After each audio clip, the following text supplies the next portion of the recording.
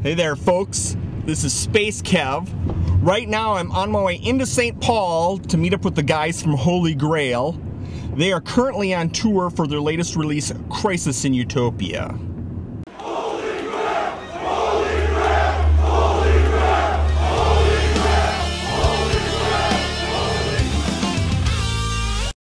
Hey Webazoids, I'm Luna. And I'm Eli.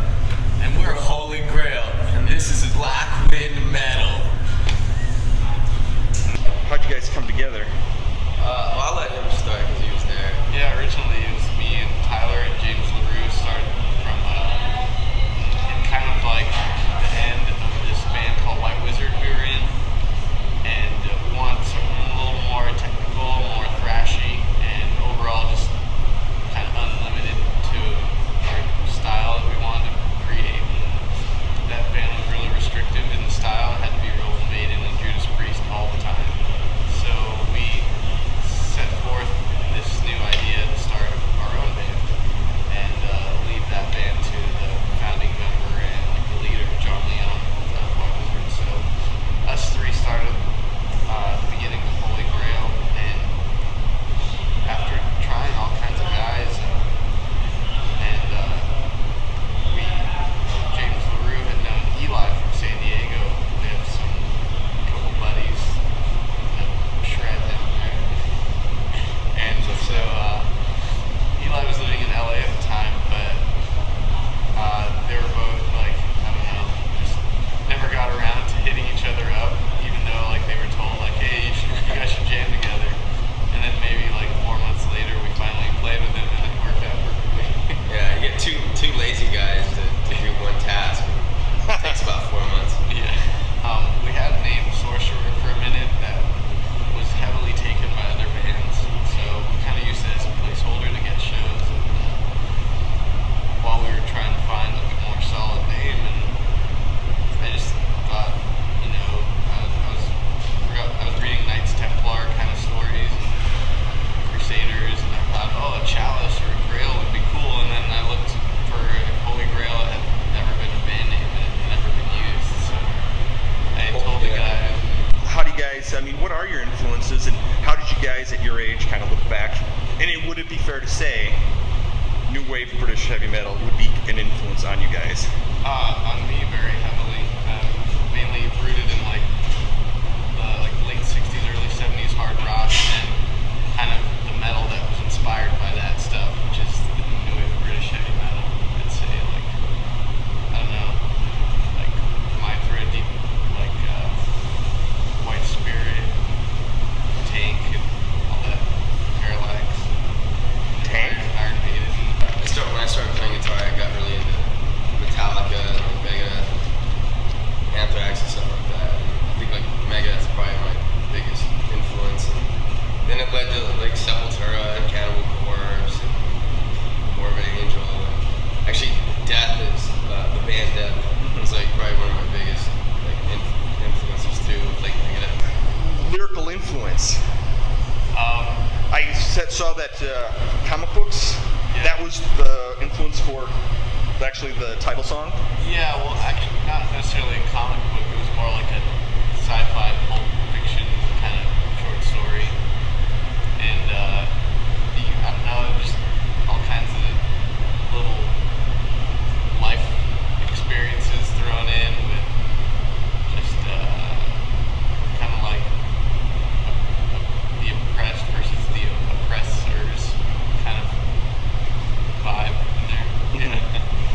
And mainly, yeah, just a lot of lyrics deal with kind of like fighting back against these control freak kind of relationships we've had in the past. And actually, like, you know, we kind of did this writing experiment of like kind of taking like structures of new wave British heavy metal songs, inserting some of these like death type guitar riffs into it, and just kind of just really didn't try to do anything, just see how it came out. And that's kind of what the album became. Yeah. You know, it's just weird new wave of British heavy metal, thrash, death metal experiment. Yeah. I don't. How's everything going for you guys, this tour? Good. It's going good. I mean, we had van trouble a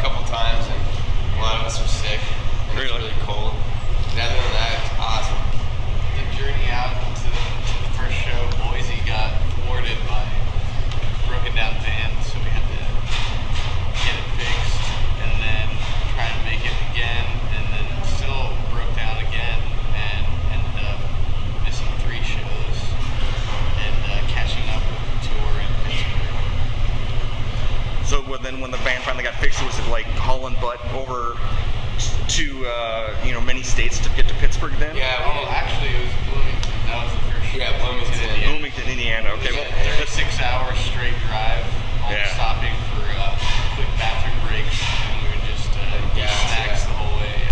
Sometimes some of us don't sleep. Like for instance, last night I didn't sleep. I'm like, well, I'm like on an hour of sleep, but you know, that's why I got espresso and Americano here at Golden's Deli. It's gonna give me the power to rock the show today. Yeah. So do you guys like eat in the van then and like pack a cooler full of sandwiches, or do you guys like? You know, it's usually like ramen and oatmeal and stuff like that. It's non-perishable, like last long shelf life that you can eat up at truck stops kind of food. I actually have these things I'm not allowed to eat in the van. They're packets of tuna, and you rip off the top, and you can it's like just tuna, like vacuum sealed.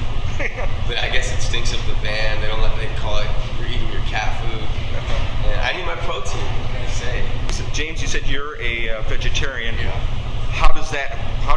Can you survive on the road with like getting your protein in, getting fiber? Well, fiber you get beans, but yeah. You know. I mean, protein isn't too much of an issue. I just make, you know, a lot of rice and lentils that I have, like microwavable, like travel. But I also brought like the shaker bottle and soy protein powder, so I just mix my own protein shakes every day. If we're like on a long haul, you kind of have to use like your own container for urine extraction. Yeah, I almost filled up a gallon over this day. Just because it wasn't even like we were parked in a parking lot, and I was about 200 yards away from a bathroom, but it's so like cold. -10, and I just didn't want to have to bundle up every time because I have the bladder of like a 9-year-old girl. So I just woke up and put my junk in this big water bottle, which I bought and dumped out the water for this sole purpose, and I just kept peeing it, and I'd go back to sleep, and it was great. I like Mythbusters. Yeah. So like, That's tonight, man. yeah, it's kind of bad I base my life off of their like busted or confirmed. That's all right. That's all right. There's worse, like you had mentioned, there's worse things to like, you know. Well, like, people are like, don't use your cell phone when you're putting gas. And I'm like, saw it on Mythbusters, it was busted. I'm cool. And I just keep talking on the phone as I'm putting gas. Yeah. Well, you know, in that one they were rubbing a pair of satin panties, you know, to create static charge. No, the friction when they get in and out of the car. Yeah, so that, you know, hopefully you're not doing anything like that. You know, rubbing your butt up against the car or anything like that. be surprised. Hey, it's been cold. You gotta keep warm somehow. Yeah, really. You know, I really love the video for My Last Attack. Oh my gosh, that's a brilliant song to start off an album with, by the way. Where'd you guys shoot that? In a bar in Hollywood. Really? Yeah. 3 clubs. 3 clubs bar. Yeah. My good friend Sean Bannon directed that. It's awesome. It was done in like 2 days. Yeah. One day of the audience and then one day of close-ups. Not really. It was really fast. Yeah, I mean, we played it. We had our record release party, and then from there we went and played a show, and we took footage of that. I think we played the song like 1.5 more times. We got shut down, and so we had to come back, and then we probably ran through the song like 3 more times. And that was it. Yeah. Oh yeah. I could actually practice, and it'll be the same when we go on stage. Yeah. I'd like to thank the guys from Holy Grail for taking their time to meet up with me. They're super cool and they put on an awesome live show, so if you get a chance, go see them. And do yourself a favor, pick up Crisis in Utopia. That's Holy Grail's newest CD. It is really, really awesome.